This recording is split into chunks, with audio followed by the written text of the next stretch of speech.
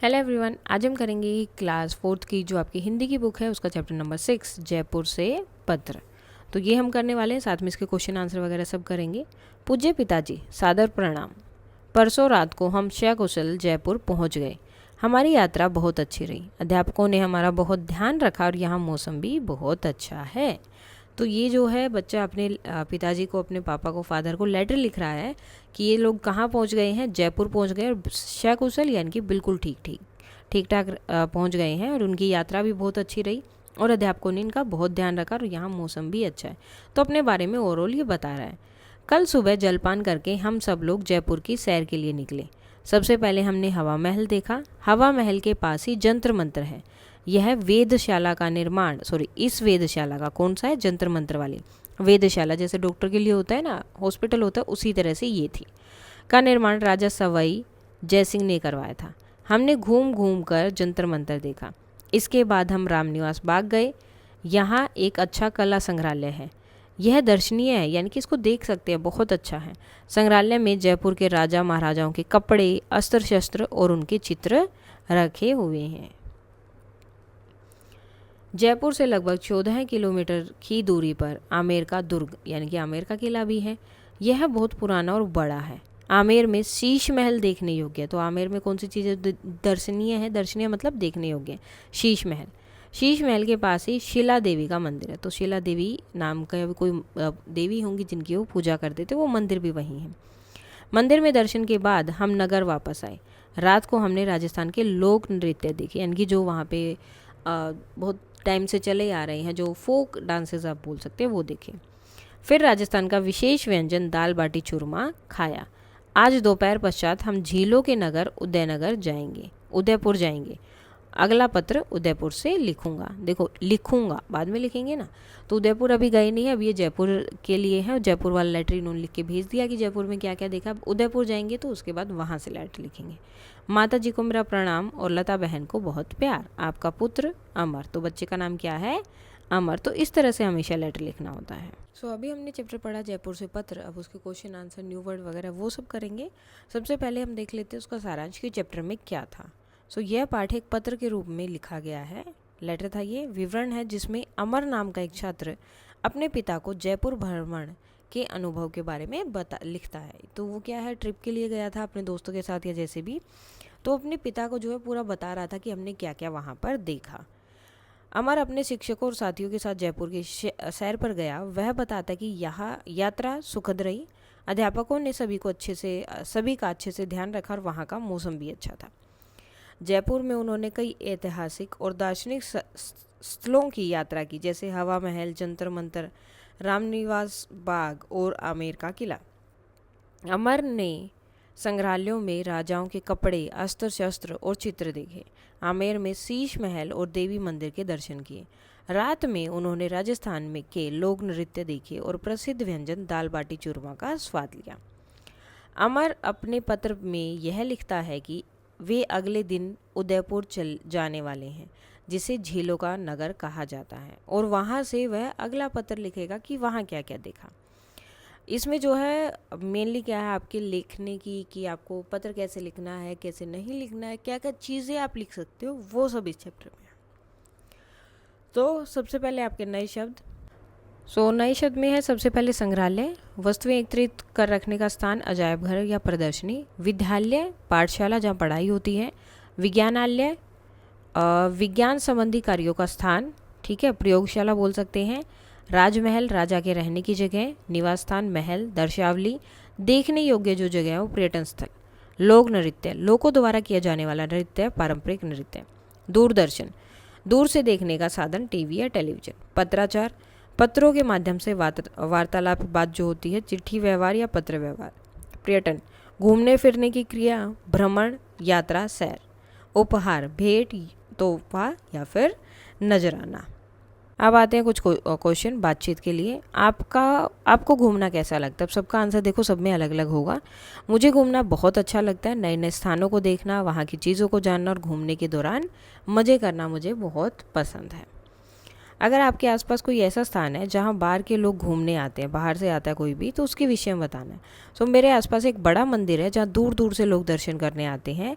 वहाँ बहुत सुंदर बगीचा है और एक छोटी सी झील भी है। लोग वहाँ बैठकर शांति महसूस करते हैं और फ़ोटो खिंचवाते हैं। अगर आपको किसी स्थान पर जाने का अवसर मिले तो आप कहाँ जाना चाहोगे और क्यों? सो अगर मुझे मौके मिले तो मैं शिमला जाना चाहूँगा। वहाँ पहाड़, बर्फ़ और ठंडा मौसम होता है। मैंने टीवी पर वहाँ की खूबसूरती देखी है और मैं उसे असली में देखना चाहता हूँ। यदि आप और आपके परिवार का कोई सदस्य कहीं घूमने गया तो आप अपने उस विषय में बताइए। तो जहाँ भी गए हैं वो लिख सकते हैं आप। जैसे कि पिछली छुट्टियों में मेरे चाचा चाची जी आगरा गए थे। उन्होंने वहाँ ताजमहल देखा। ताजमहल बहुत सुंदर और संगमरमर से बना है। उन्होंने हमें वहाँ की तस्वीरें दिखाई थी और मैं भी वहाँ जाना चाहता हूँ। समझ की बात। नीचे दिए गए बहुविकल्पीय प्रश्न दिए गए हैं। प्रश्नों के उत्तर एक से अधिक विकल्प भी आप चुन सकते हैं। शीश महल शीला देवी मंदिर के पास और आमेर के दुर्ग में, दोनों ही सही हैं। पत्र पिता को लिखा गया था और अमर ने लिखा था और यात्रा के बाद लिखा गया था। जयपुर में जब उनकी यात्रा पूरी हुई थी तो शाम को उसने लिखा था। निम्नलिखित में से किसे सैर भ्रमण या नहीं कहा गया है? किसे नहीं बोलते? बीमारी के उपचार के लिए नगर जाना, ठीक है, इसे हम भ्रमण नहीं बोलते हैं। पढ़ाई के लिए शिलोंग जाना, तो ये भी भ्रमण नहीं। भ्रमण क्या है? जब सिर्फ आप देखने के लिए, उस जगह को जानने के लिए जाते हैं, वहाँ कोई काम करने के लिए नहीं जाते हैं। अपनी बात। अमर के पत्र का एक अंश नीचे दिया गया, इसे ध्यान से पढ़िए और नीचे दिए गए प्रश्नों के उत्तर दीजिए अपनी समझ के अनुसार। परसों रात को हम सकुशल जयपुर पहुंच गए। हमारी यात्रा बहुत अच्छी रही। अध्यापकों ने हमारा बहुत ध्यान रखा। यहाँ मौसम अच्छा है। यात्रा में ऐसा क्या क्या हुआ होगा कि अमर ने अपने पत्र में लिखा। परसों रात को हम सकुशल जयपुर पहुंचे। इसका मतलब है कि यात्रा के दौरान कोई परेशानी नहीं हुई और सभी बच्चे सुरक्षित और ठीक ठाक तरीके से जयपुर पहुंच गए होंगे। रास्ते में कोई दुर्घटना और रुकावट नहीं आई होगी। हमारी यात्रा बहुत अच्छी रही। यात्रा के दौरान ट्रेन या बस में बच्चों ने बहुत मज़े किए होंगे, गाने गाए होंगे, दोस्ती की होगी और बाहर के सुंदर नज़ारे देखे होंगे। सफ़र आरामदायक और आनंददायक रहा होगा। अध्यापकों ने हमारा बहुत ध्यान रखा। अध्यापकों ने बच्चों को समय पर खाना खिलाया होगा, उनकी ज़रूरतों का ध्यान रखा होगा, सबको साथ रखा होगा और उन्हें कोई भी परेशानी ना हो, तो परेशानी लिख लेना, परेशानी न हो इसका पूरा ख्याल रखा होगा। यहाँ मौसम बहुत अच्छा है। जयपुर पहुँचने पर वहाँ ठंडी हवा चल रही होगी, ना ज़्यादा गर्मी होगी ना ज़्यादा ठंड रही होगी। आसमान साफ होकर घूमने फिरने के लिए एकदम बढ़िया रहा होगा। अब क्वेश्चन आंसर थे जो आपको सोचकर लिखने थे। अमर ने जयपुर में क्या क्या देखा? अमर ने हवा महल, जंतर मंतर, रामनिवास बाग, संग्रहालय, आमेर का दुर्ग, शीश महल और देवी मंदिर देखा। ये उसने बताया था। उसने कला संग्रहालय को दर्शनीय क्यों बताया? क्योंकि वहाँ राजा महाराजाओं के वस्त्र, अस्त्र शस्त्र और चित्र रखे थे जो देखने योग्य थे। ठीक है, जो चीज़ देखने के लिए लायक होती है, देखने के मतलब किसी का भी मन करे कि हाँ उसको भी ये देखनी चाहिए, तो उसलिए उसे बोलते हैं दूसरों के लिए भी कि दर्शनीय है। उसने आमेर के दुर्ग को बहुत बड़ा और पुराना क्यों कहा? क्योंकि यह दुर्ग बहुत प्राचीन है और इसका आकार भी बहुत बड़ा है, विशाल है। निम्नलिखित के बारे में अनुमान लगाइए और ये क्या और कैसे होंगे। जंतर मंत्र, आप कुछ भी लिख सकते हैं, सिर्फ अनुमान लगाना है। यह घरों तारों को देखने वाले का यंत्र का स्थान होगा। रामनिवास बाग, एक सुंदर बाग जिसमें संग्रहालय भी है। शीश महल, शीशों से बना सुंदर कक्ष। हवा महल, बहुत सारी खिड़कियों वाला महल। अनुमान लगाकर बताइए कि उदयपुर को झीलों का नगर क्यों कहा जाता है? क्योंकि यहाँ कई जो है बहुत सुंदर और प्रसिद्ध झीलें हैं, जैसे कि पिछोला झील, फतेह सागर झील आदि। खान पान, जयपुर में अमर ने दाल बाटी चूरमा खाया। आइए इस व्यंजन के बारे में जानते हैं। दाल बाटी चूरमा एक पारंपरिक राजस्थानी व्यंजन है। इसके 3 मुख्य भाग होते हैं। दाल में क्या क्या होता है? ये अरहर, मूंग, चना या मैसूर की दाल से बनती है। इसे कई मसालों के साथ पकाकर बनाया जाता है जिससे इसका स्वाद बढ़ जाता है। हरा धनिया इसके स्वाद को और भी बढ़ाता है। बाटी, यह गेहूं के आटे से बनी गोल लोइयाँ होती हैं जिन्हें उपले या लकड़ियों की आग में सेका जाता है और फिर तैयार गरम बाटी को घी में डुबोया जाता है। उसके बाद इसे खाने के साथ परोसा जाता है। यह बाटी बाहर से कुरकुरी और अंदर से मुलायम होती है। चूरमा, यह छोटे मोटे आटे से बनता है। इसे बनाने के लिए पहले बाटी या मोटी रोटी बनाई जाती है, फिर इसे मूसल की सहायता से ओखली में कूटा जाता है। जब यह बारीक हो जाता है तब इसमें घी, सूखे मेवे और बूरा, गुड़ या चीनी भी डाल सकते हैं, मिलाया जाता है। आधुनिक समय में इसे बनाने की विधि में कुछ परिवर्तन आए हैं। पहले जैसे कि उंगली में कूटते थे, अब थोड़ा तो बहुत ही बनाते हैं, तो या तो मिक्सी का यूज़ कर लेंगे या हाथ से। आपकी रुचि का व्यंजन। अब आप अपने पसंदीदा व्यंजनों में से किसी एक के बारे में यहाँ बताएंगे जो आपके घर में खास मौक़ों पर बनाया जाता है। संक्षेप में बताइए कि ये कैसे तैयार होता है, इसमें क्या क्या सामग्री चाहिए, यानी कि क्या क्या चीज़ें आपको चाहिएंगी।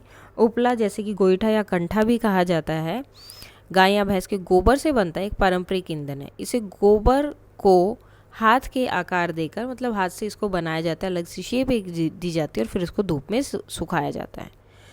सो आंसर है खीर हमारे घर में खास मौक़ों जैसे त्योहारों, जन्मदिनों या पूजा पाठ पर ज़रूर बनाई जाती है। यह एक मीठा और स्वादिष्ट व्यंजन है जो सभी को पसंद आता है। दूध 1 लीटर, चावल हाफ कप, और चीनी स्वाद अनुसार, इलायची 3-4, काजू बादाम किशमिश, थोड़े से केसर यदि हो तो। सबसे पहले क्या करना है, सबसे पहले चावल को धोकर कुछ देर भिगो दिया जाता है। दूध को धीमी आंच पर उबालने रखा जाता है। जब दूध थोड़ा गाढ़ा हो जाता है तो उसमें चावल डाले जाते हैं और धीमी आंच पर ही पकाया जाता है। चावल गल जाने पर उसमें चीनी, इलायची और सूखे मेवे डाल दिए जाते हैं। अंत में ऊपर से केसर डाला जाता है, जिससे स्वाद और रंग दोनों बढ़ जाते हैं। गर्मा गर्म या ठंडी खीर दोनों ही बहुत स्वादिष्ट लगते हैं। अब ये देखो, डाक पेटी, पोस्ट बॉक्स। डाक पेटी एक लाल रंग की पेटी होती है। इसका प्रयोग भेजी जाने वाली चिट्ठियों का संग्रह करने के लिए किया जाता है। जब हमें किसी को चिट्ठी भेजनी है तो हम उस पर सही पता लिखकर डाक पेटी में डाल देते हैं। फिर डाकघर वाले डाकिया भैया या बहना जो भी हैं, इस डाक पेटी से चिट्ठियाँ निकालकर डाकघर ले जाते हैं। डाकघर से चिट्ठियाँ पते पर लिखे नगरों के डाकघरों को भेजी जाती हैं। उसके पश्चात डाकिया भैया और बहनें उन्हें सही पतों पर भेज देते हैं। तो ये देखो, जैसे कि डाकिए हैं, ये जो है आपका पेटी हो गया, डाक पेटी, पोस्ट बॉक्स जिसे हम बोलते हैं, वहाँ से लेटर्स लेकर अपने पास लेके जाते हैं और पोस्ट ऑफिस लेकर जाते हैं। ये क्या है, डाक कार्ड है, पत्र कार्ड है। अब इसे क्या जरूरत है, इसमें पिन कोड। पिन कोड 6 अंकों की एक संख्या होती है। इसे किसी विशेष क्षेत्र की पहचान के लिए प्रयोग किया जाता है। यह मुख्य रूप से डाक, चिट्ठी या पार्सल पर भेजने और प्राप्त करने के लिए सहायता करता है। अगर आपने उस पर कोड नहीं लिखा तो वो पहुँचेगा ही नहीं, तो पिन कोड बहुत ज़रूरी होता है। उदाहरण के लिए किसी गांव या शहर में कोई चिट्ठी भेजनी है तो उस स्थान का पिन कोड डालकर यह सुनिश्चित किया जाता है कि चिट्ठी सही पते पर पहुँचे। इसका पहला अंक, यानी कि जो पहला अंक होता है, जैसे 1, ठीक है, 1 जैसे दिल्ली के लिए होता है, तो 6 डिजिट का होता है। जो पहला अंक है वो राज्य को बताता है, दूसरा और तीसरा अंक जिले के अंक को बताता है, और अंतिम 3 अंक जो होते हैं वो डाकघर, यानी कि कौन सी जगह है, उस शहर में कौन सी जगह है, उसको बताते हैं। ठीक है, अब देखो, पत्र लिखना एक बहुत ही पुरानी और आनंददायक कला है। सोचिए कि मोबाइल फ़ोन, ईमेल और व्हाट्सएप आने से पहले लोग एक दूसरे से कैसे बात करते होंगे, संवाद करते होंगे, तो पत्र ही लिखेंगे ना। सो पत्र एक संदेश होता है जिसे कागज़ पर लिखा जाता है। डाक के द्वारा दूर रहने वाले मित्रों, सगे संबंधियों को भेजा जाता है। सो सबसे पहले आप ऊपर दाईं ओर, ठीक है, दाईं ओर क्या लिखना होता है, दिनांक और डेट लिखनी होती है, ताकि पत्र पाने वाले को पता चले कि कब लिखा था। संबोधन, उसके बाद आप लिखेंगे पूज्य या आदरणीय, जो भी आपका प्रिय दोस्त है, फ्रेंड है तो डियर लिख सकते हैं, मम्मी पापा हैं तो पूजनीय लिख सकते हैं, रिस्पेक्टेड लिख सकते हैं, कुछ भी लिख सकते हैं। अभिवादन, संबोधन के बाद अभिवादन, जैसे कि नमस्ते, प्रणाम, आशीर्वाद आदि। फिर आपकी बात, अभिवादन के बाद आप अपनी बात लिखेंगे कि आपको क्या बात उनसे करनी थी। लास्ट में क्या लिखेंगे, घर के अन्य सदस्यों को अभिवादन, जिसकी बड़ों को प्रणाम, छोटों को प्यार, इस तरह से। और अंत में क्या होता है, लास्ट में आप अपना नाम आप लिखेंगे इस तरह से, आपका या आपका प्यारा बेटा, प्यारी बेटी और आपका प्रिय मित्र, और नीचे अपना नाम लिखेंगे। पत्र लिखते समय आपको अपनी भावनाओं को कागज़ पर उतारने का अवसर मिलता है। जब दूसरा व्यक्ति इसे पढ़ता है तो उसे ऐसा लगता है कि आप उसके पास ही बैठे हैं और उससे बातें कर रहे हैं। और हाँ, पत्र को लिफाफे में डालना न भूलें। लिफाफे पर एक डाक टिकट भी चिपकाएं और साफ अक्षरों में चित्र, जिसे पत्र भेज रहे हैं उसका पूरा पता पिन कोड सहित लिखना होता है। आजकल ऐसे पत्र कम लिखे जाते हैं, फिर भी वे बहुत विशेष होते हैं। तो क्या आप किसी को पत्र लिखने का सोच रहे हैं? इसे लिखें और देखें कि क्या प्राप्तकर्ता तक पहुंचा या फिर नहीं। अभिवादन, अमर ने अपने पिता को पत्र में सादर प्रणाम लिखा। सोचिए वह क्यों लिखा होगा। तो वो इसलिए लिखा है कि आप जब सामने वाले से बात करते हो, जैसे अगर आप टीचर को लेटर लिख रहे हो तो क्या लिखते हो, रिस्पेक्टेड सर या मैडम, जो भी, ठीक है। तो इसी तरह से जो है आप किसी को भी लेटर लिखते हैं तो यही लिखना होता है स आदर, यानी कि आदर के साथ, रिस्पेक्ट के साथ, तो विद ड्यू रिस्पेक्ट या इस तरह से। सो अगर आप अपने मित्र को पत्र लिखेंगे तो प्रिय मित्र या नमस्ते मित्र, बहन को लिखेंगे तो प्यारी बहन, स्नेहिल नमस्ते, इस तरह से, ठीक है। स्नेहिल मतलब प्यार से भरा नमस्ते। माँ को लिखेंगे तो पूज्य माता जी को सादर प्रणाम। टीचर को आप लिख रहे हैं तो सादर प्रणाम लिख सकते हैं, आदरणीय अध्यापक जी सादर प्रणाम। आप अपने मित्र को एक पत्र लिखिए, पत्र में आसपास के भ्रमण स्थलों और प्रसिद्ध व्यंजनों के बारे में बताइए। सो प्रिय मित्र नमस्ते, आशा है तुम स्वस्थ और प्रसन्न होगे। मैं यहाँ कुशल हूँ। कुशल का मतलब होता है ठीक हूँ। आज मैं तुम्हें अपने शहर के कुछ सुंदर भ्रमण स्थलों और स्वादिष्ट व्यंजनों के बारे में बताना चाहता हूँ। मेरे शहर में बहुत से घूमने के स्थान हैं। यहाँ एक बहुत सुंदर बोटैनिकल गार्डन है जहाँ हजारों तरह के फूल और पौधे देखने को मिलते हैं। इसमें के पास एक बहुत बड़ी झील है जहाँ नौका विहार भी किया जाता है, यानी कि बोटिंग भी वहाँ होती है। यहाँ का चिड़ियाघर भी बहुत प्रसिद्ध है जिसमें तरह तरह के जानवर और पक्षी देखने को मिलते हैं। खाने पीने की बात करूँ तो यहाँ की लिट्टी चोखा बहुत प्रसिद्ध है। ये गेहूँ की सत्तू से भरी हुई गोल गोल लिट्टियाँ होती हैं जिन्हें चूल्हे या अंगीठी पर सेक कर बनाया जाता है। और इसको कैसे, भुने आलू टमाटर और भुने बैंगन टमाटर और आलू से बना मसालेदार जो व्यंजन होता है उसके साथ खाया जाता है। इसके अलावा खीर, समा के चावल की खिचड़ी और ठेकुआ जैसे व्यंजन भी यहाँ के त्योहारों में बनते हैं। अब तुम भी अपने शहर के बारे में लिखना, पत्र का उत्तर जरूर देना। तुम्हारा मित्र अर्जुन। जो भी आपका नाम है वो आप लिखेंगे। भाषा की बात, नीचे दिए गए उदाहरण को ध्यान से पढ़िए। आप भी इसी प्रकार से नए शब्द बनाकर उनका वाक्य बनाना। जैसे कि विशेष, वी क्या है, अब एक नया शब्द बन गया विशेष। अब शेष के आगे क्या लगा, वी, और फिर नया शब्द बना है। तो जब भी इस तरह से मूल जो मेन वर्ड है उसके आगे अगर कुछ दूसरा शब्द लगाकर हम नया शब्द बनाते हैं तो सामने वाले शब्द को बोला जाता है उपसर्ग, ठीक है। और इससे वर्ड का अर्थ भी बदल जाता है। जैसे आगे है भर पेट, तो इस तरह से आएगा भर पेट। योग है उपयोग, उपयोग हो गया। पर गति, कुछ भी आप लिख सकते हैं, प्रगति, जो आपका मन करे। अनुशासन, तो क्या बन जाएगा, अनुशासन। और ये जो वर्ड हैं जो आगे लग रहे हैं इन्हें हम बोलते हैं उपसर्ग। और जिसके साथ लग रहे हैं ये हो गए मूल शब्द, कि ये मूल है, इसके बाद हमने इसके आगे कुछ लगाया तो ये नया वर्ड हमें मिला है। इसके बाद आपको क्या करना है, यहाँ पर इनके बनाने हैं सेंटेंसेस बनाइए। जैसे कि यहाँ था विशेष उपयोग, ठीक है। वी और शेष ये एक साथ मिले थे विशेष, तो विशेष उपयोग, यह औषधि का विशेष उपयोग है, ज़रूरी है, बहुत स्पेशल आप बोल सकते हैं।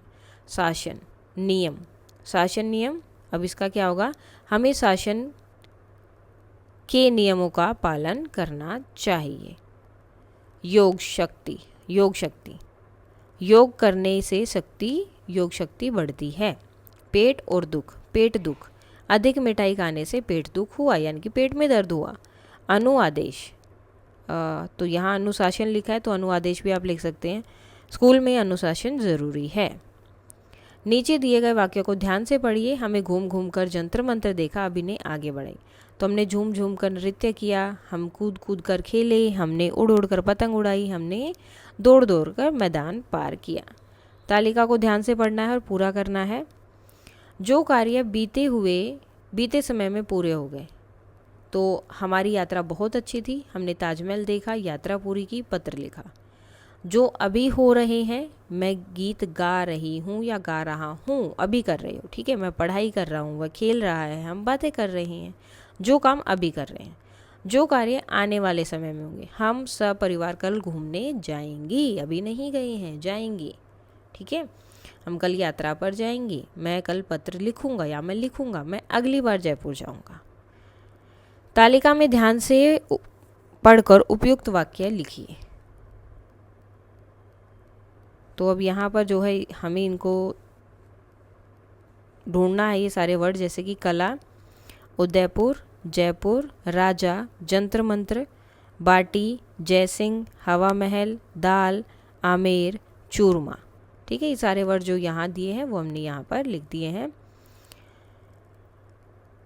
पत्र में संग्रहालय शब्द आया, ऐसे और भी शब्द पता कीजिए जैसे विद्यालय, और अपनी विलेखन पुस्तिका में लिखिए।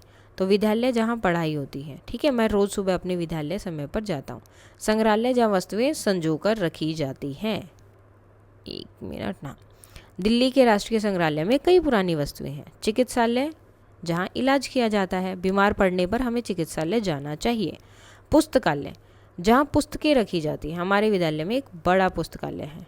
वाचनालय जहाँ बैठकर पढ़ा जाता है, वाचनालय में विद्यार्थी शांत होकर पढ़ाई करते हैं। धर्मशाला तीर्थ यात्रियों के ठहरने का स्थान, यात्रा में धर्मशाला में रुकना सही है। अन्नालय जहाँ भोजन परोसा जाता है या रखा जाता है, मंदिर में रविवार को अन्नालय में प्रसाद मिलता है। विज्ञानालय जहाँ विज्ञान से संबंधित जानकारी मिलती है, विज्ञान मेले में एक विज्ञानालय भी था। पता लगाइए, जंतर मंतर क्या है? तो यह एक वेधशाला है जहाँ खगोलीय यंत्र हैं। खगोलीय मतलब जो स्पेस से रिलेटेड चीज़ें हैं वो। भारत में यह जयपुर के अतिरिक्त कहाँ कहाँ है? तो कहाँ कहाँ है? जयपुर, दिल्ली, उज्जैन, वाराणसी, मथुरा। अपने शिक्षक या किसी बड़े सदस्य के साथ डाकघर जाइए, वहाँ क्या क्या काम किया जाता है इसकी जानकारी एकत्रित कीजिए। तो आपके राज्य में दर्शनीय स्थल जैसे उत्तर प्रदेश, ताजमहल हो सकता है आगरा में, काशी विश्वनाथ वाराणसी, संगम प्रयागराज, और झांसी का किला झांसी में। अपने शिक्षक या किसी बड़े सदस्य के साथ डाकघर जाइए, वहाँ क्या क्या काम किए जाते हैं इसकी जानकारी एकत्रित करनी है। पत्र और पार्सल भेजना व प्राप्त करना, लोग अपने सगे संबंधियों को पत्र या तोहफे पार्सल भेजते हैं और डाकघर के कर्मचारी उन्हें सही पते पर पहुंचाते हैं।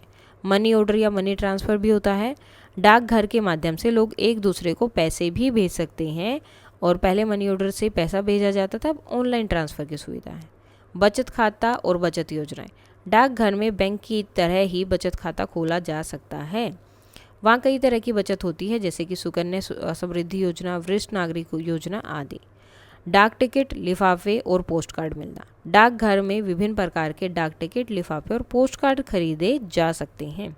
रजिस्ट्री और स्पीड पोस्ट, जरूरी दस्तावेज या चीज़ें भेजने के लिए लोग स्पीड पोस्ट या रजिस्ट्री की सुविधा लेते हैं, जिससे सामान सुरक्षित और समय पर पहुंच जाता है। बिल जमा करने की सुविधा, कई डाकघरों में बिजली, पानी और फ़ोन जैसे बिल भी जमा किए जाते हैं। अब जो है सभी विद्यार्थी 4-4 के समूह में जो है भारत के प्रमुख पर्यटन स्थलों के चित्रों का संग्रह कर कक्षा में प्रदर्शित करेंगे, जैसे कि चार मीनार, Taj Mahal, Lal Qila, gateway of India. अब कौन कौन से हैं? राजस्थान का प्रसिद्ध शहर जयपुर, महाराष्ट्र की गुफाएं एलोरा, हैदराबाद का प्रसिद्ध मीनार चार मीनार, कोलकाता का एक प्रसिद्ध पुल हावड़ा पुल, दिल्ली का एक प्रसिद्ध किला लाल किला, आगरा का एक प्रसिद्ध पर्यटन स्थल ताजमहल। अब देखो वेधशाला, यह स्थान जहाँ ग्रहों, तारों, नक्षत्रों को देखने के लिए यंत्र रखा जाता है उसे वेधशाला बोलते हैं। इन यंत्रों की सहायता से ग्रहों की गति और स्थिति का निरंतर अध्ययन किया जा सकता है, उनके बारे में पता किया जा सकता है। संग्रहालय, संग्रहालय एक ऐसा सार्वजनिक भवन है जहाँ सांस्कृतिक, वैज्ञानिक, ऐतिहासिक और कलात्मक महत्व की वस्तुओं को प्रदर्शित किया जाता है। संग्रहालयों में कई प्रकार की वस्तुएं रखी जाती हैं, जिसमें से कुछ अद्वितीय होती हैं। अब पत्र की यात्रा, प्राचीन काल में संदेश या पत्र भेजने के लिए व्यक्ति विशेष होते थे, जिन्हें क्या बोला जाता था? दूत। कम दूरी के लिए दूत ही पैदल चलकर लेटर पहुंचा देते थे। लंबी दूरी के लिए पक्षियों, खासकर कबूतरों का यूज़ किया जाता था। और जो बहुत ज़्यादा ज़रूरी होते थे पत्राचार के लिए, बारी बारी से दौड़कर दूत द्वारा पत्र पहुंचाए जाते थे। एक दूत पत्र लेकर कुछ निश्चित दूरी तक दौड़ता, उसके बाद दूसरे संदेश वाहक को पत्र पकड़ा देता था, जैसे आजकल रिले रेस होती है। उसके बाद लंबी दूरी के लिए जो है अश्वदूत, जो घोड़े पे जाकर जो है पत्र भेजते थे। उसके बाद क्या आया? भारत में डाक विभाग की स्थापना सन 1854 में हुई। इसके बाद देश भर में डाकघर खोले गए। आज इस यात्रा में स्पीड पोस्ट जैसी सुविधाएं भी उपलब्ध हैं। फुआरे में से दी गई पहेलियों के निर्देश की सहायता से हल करना है। नीचे राजस्थान का एक प्रसिद्ध पर्यटन स्थल नंबर 1, तो क्या आएगा? हवा महल। महाराष्ट्र की एक प्रसिद्ध गुफा 2 एलोरा, ऐसे अजंता भी लिख सकते हैं, अजंता। हैदराबाद की एक प्रसिद्ध मीनार, चार मीनार।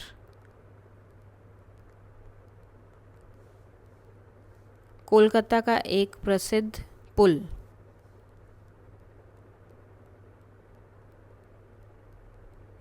कोलकाता का प्रसिद्ध पुल हावड़ा ब्रिज, ये उल्टा लिखा है ऐसे, हावड़ा ब्रिज। दिल्ली का एक प्रसिद्ध किला, लाल किला। ऐसे दोनों तरीके से ही लिख सकते हो, यहाँ से भी शुरू कर सकते हो लाल किला, और दूसरी तरीके से शुरू कर सकते हो, यहाँ से भी लिख सकते हो लाल किला। आगरा का एक प्रसिद्ध पर्यटन स्थल तो क्या है? ताजमहल, ताजमहल। अब एक छोटा सा और है गोलगप्पा। भरा मटर से एक बताशा, मुंह में फूटे फक, खट्टा तीखा और चटपटा, पानी निकले बक। कोई इसको पिचकू बोले, कोई गोलगप्पा, दादा दादी खाए मजे से, खाए अम्मा पप्पा। मुंह फैलाओ खूब बड़ा सा, झटपट अंदर रखो, बड़ी सावधानी से इसका स्वाद निराला चखो। चूक गए थोड़ा सा भी यदि, बिगड़ जाएगा जो ढंग, खास खास कर हार बुरा हो, कपड़े हो बदरंग। तो ये गोलगप्पे के लिए एक छोटी सी कविता थी। इसके बाद आपका ये चैप्टर हो जाता है कंप्लीट। कहीं पे भी कोई डाउट है तो आप बता सकते हैं। And that's all for today, and please like share and subscribe. Thank you.